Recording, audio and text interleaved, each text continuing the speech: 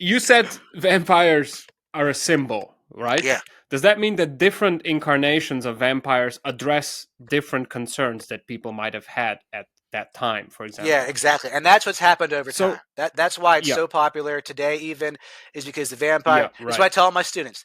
The vampires basically now become a mirror of human existence. Any changes in society, culture, politics, anything you can think of, a vampire will be there to absorb those things, and you'll find it in film and a comic book or something. It changes it. All right. If Yeah. we limit ourselves Okay. right to the world of cinema, could we go through some of the most popular versions to see what's kind of lurking underneath in terms of Yeah. historical context? Sure. Like Just a little bit. modern, or just like a just quick overview or something. If we start, excuse me, with Nosferatu, Oh and yeah, then Nosferatu, of course. So maybe. some people have argued that the vampire in their Nosferatu, they actually call him, he's called Count Orlok, technically. It's a variation of Count Dracula. Some people have argued, well, that's a symbol of the effects of the flu pandemic of 1918, 1919, its effects on Germany, because part of the plot Right. takes place in Interesting. Germany. Other people have said, well, this is an example of the effects of World War One, or the Great War, as they called it back then, because actually in Dutch, the word Orlok means war. So if someone pointed that out once. So maybe that in that case he's an example of the effects of World War One on Germany, or the Great War as they called it. Other people have said, this is an example of sort of pre-Nazi anti-Semitism in German media, for example, in the way that the character Mm. looks and what he does, and his nose and his eyebrows and things. So those are three examples of potential, not necessarily true, potential symbolic meanings of that vampire for that audience at that time, basically. Um, then, if you jump ahead to Dracula 1931 with Bela Lugosi, some people argued the reason that film did so well, because if you watch the movie, it's pretty awful. The cinematography is terrible. Lots of the acting is just so bad. If you look at the so-called Spanish version, it's much better. Lugosi is really the only thing about that film that makes it still watchable, because of it. He's iconic in that.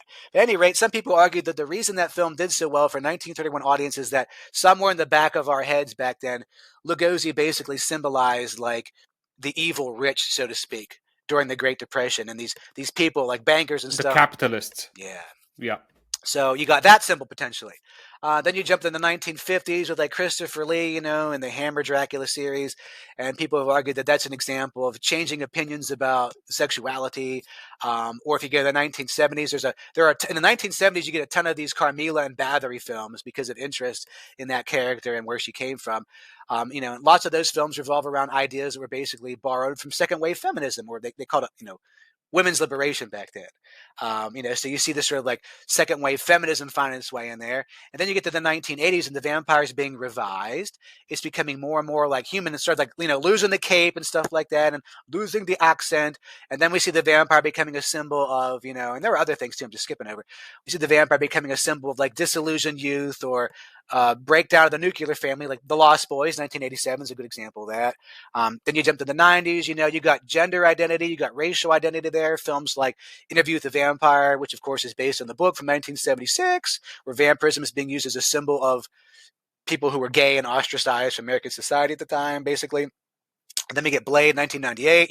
You got some racial identity going on there, even though I guess he's technically half vampire. But then you get to the 21st century. You got Edward Cullen eventually. Edward Cullen is just essentially a form of Byronic hero. That Lord Riven character I mentioned back in 1819. Edward Cullen is basically a symbol of that. He's also like a symbol of like this idealistic vision of love, the sort of like bad boy who needs tamed image in media. You often find in American media where there's this guy out there, and once he falls in love with this certain girl, he's gonna change and be the best guy in the whole world. He basically is like a symbol of that. So that's going up to the modern day stuff. Basically, that's what happened. Is any new generation now has their own problems and their own questions, and the vampire can help us at least not necessarily solve those problems, but engage them in an indirect way. You know what I mean? Maybe this is a bit of an oversimplification, but Hollywood's trend does seem to go in the direction of increasingly sexy Yeah. vampire. Like Nosferatu was this completely Yeah, hideous little definitely. Yeah. monster who didn't exactly make us put our Marvin Gaye records on. And then we had the kind of this creepy Eastern European uncle, the Bela Yeah. Lugosi, also Christopher Lee a little bit. But the closer to modern times we get, the steamier the vampires become. Yeah. Suddenly there's, like you mentioned, Tom Cruise and Brad Pitt in their Oh prime, and yeah, like in yeah. Blade, and Legend. Yeah. HBO's True Blood, and these Yes. vampires are Yeah. just like fornicating all over the place. Yeah. Were vampires just following a general industry trend, or is there something else going on here Yeah, between the basically, vampires and basically sexiness? an industry trend. Well, that Oh, I'd say it disappointing. kind of became a trend, and then it just is one form of vampire. It's very, you see, because of course the old adage is sex sells. So if you have this thing that's like an ideal lover and like has ideal strength and immunity to disease and never gets old, it's almost like a human ideal, like something we wish we could be. But really, where that starts, where the vampire starts to become a sex symbol, is when Bela Lugosi starts playing Dracula on stage in the 1920s. I forget. Did you say you ever read the novel Dracula? I didn't, Okay, so because I heard it's. I wanted to, yeah, but then I heard it's a little bit boring. no, I don't know. yeah, it's And I read Frankenstein, and I was like, "Oh, this is not that yeah, gripping." I don't yeah, it's know. really Maybe it's not. Yeah, Frankenstein's yeah, got some it's moments you're not. like, It's eh. not. Right. Uh, Yeah. So I was like, I thought Dracula is in the same vein as It Frankenstein. I was is, like, yeah, yeah, and I'm it's gonna skip that. longer too. So, uh, Oof. but yeah. So if you Thanks actually for were the to read heads the up. Yeah. novel or look up, like how does Dracula actually look in the book, you're going to see that basically. I just came across. Oh, you know what? Hold on.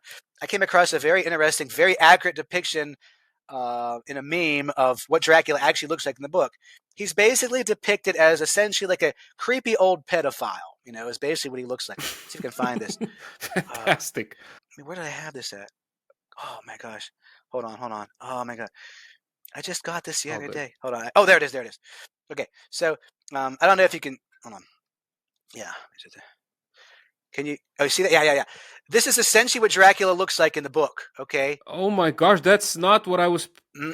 picturing at all. He looks like some sort of a demented version of Albert Einstein. Yeah. He's supposed to have. He has bad breath. It says that right in there. His breath was rank. He's like just for the people who are just listening to this episode, he has long gray hair, really red Yeah. Red eyes like an eyes, old alcoholic, gray and a mustache. long gray Yeah. He mustache. also has like pointy That's not fingernails. sexy at all. No. I'm sorry, but It's that's not not. Yeah, sexy. he's got pointy fingernails, and he actually has hair on his palms. So his palms have like hair on them. So he's depicted as basically this disgusting old guy, this disgusting old creeper. Is essentially how he's depicted.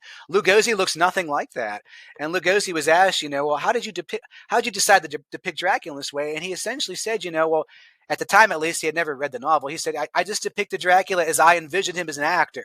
I presented him as I thought he should look. And just by the way that Lugosi looked, he's this, dashing, exotic, mature Hungarian guy with an accent. And women just, including Clara Bow, a very famous actress, just fell in love with him. They were like, oh my God, there's just something about this sinister, dangerous man. And that's really where it started, was his depiction of Dracula in 1920s and 1931. Although technically Carmilla in the novella from 1871, 1872 is depicted in a way that she's supposed to be basically an attractive young girl, even though she's like 200 years old technically. And there's a suggestion of sexuality in there. That was like a disturbing way for people when they first read that, because she's being basically in that era, she's being depicted as like the opposite of what people at the time thought should be the ideals of like, virginity and womanhood, and stuff like that. Whereas Lugosi's Dracula, he becomes a sex symbol for that role. He said, this is according to him, he said most of the fan mail he got was from women who were basically obsessed with him for being Dracula. All right. Thank you to my lovely patrons, Taichi, Carmen, and Veronica. Thank you for your support. You're amazing. If you want to support Eurotrash too, you can do that. Just go to Patreon and find me there. Right. Thanks again.